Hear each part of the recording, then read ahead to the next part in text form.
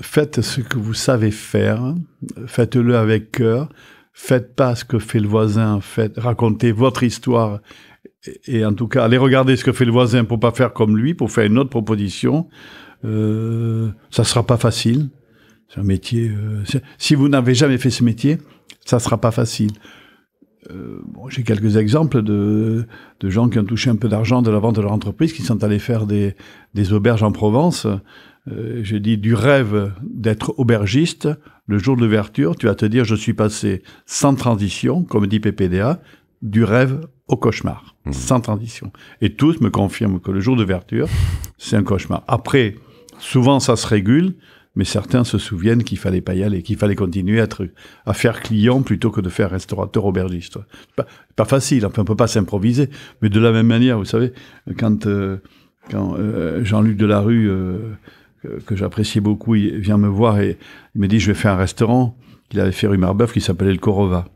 Je lui dis, tu sais Jean-Luc, je suis pas sûr que si je vais te voir pour faire producteur, tu dois me conseiller de devenir producteur.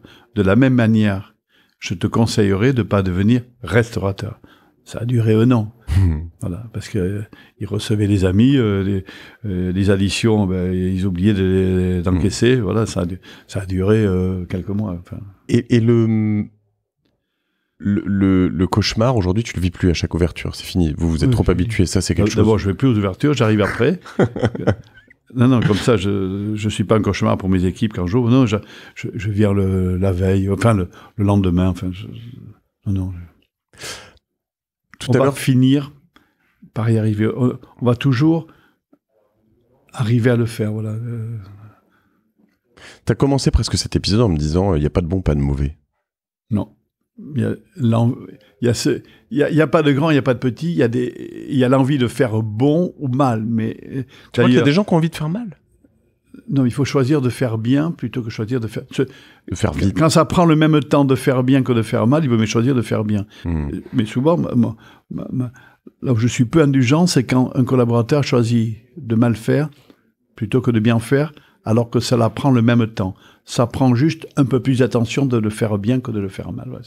C'est ce que j'appelle la faiblesse de l'esprit ou de l'inattention. C'est de l'inattention ou faiblesse de l'esprit. Il faut se reposer et faire autre chose. Tu peux être dur? Oui. Tu l'es encore? Oui, mais je peux être dur